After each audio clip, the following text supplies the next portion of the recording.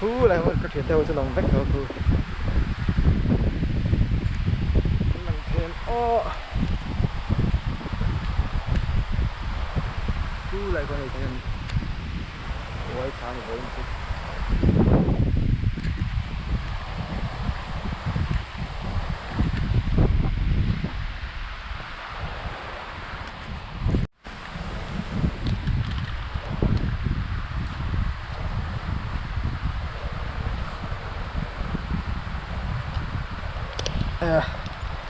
cái tịch khát tổ khóc ạ cùng khát ra theo chỗ con gì có là sugo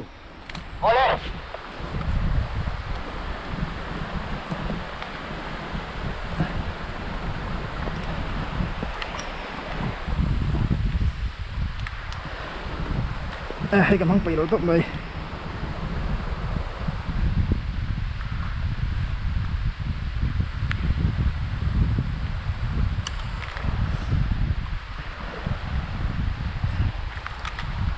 không thấu mày à bỏ lên bỏ chứ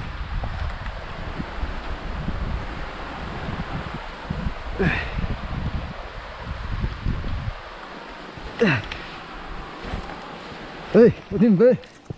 ê last man dấu tè nó trúng thế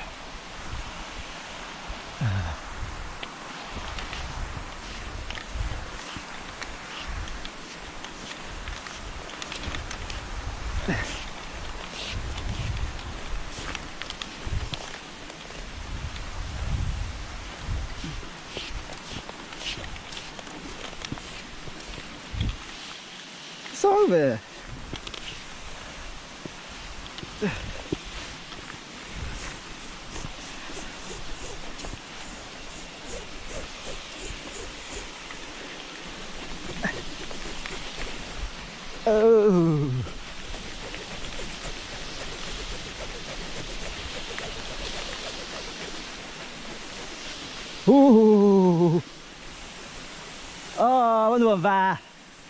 Nùa và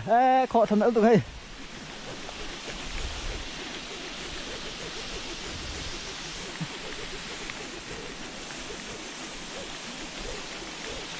mình đâu làm bắt sao về chẳng mà xuyên rằng cho nó chặt chân tất viết mệt khó nó chưa bắt thằng về các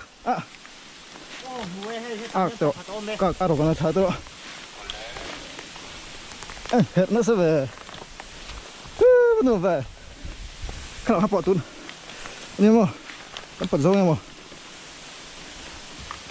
hết nó sẽ về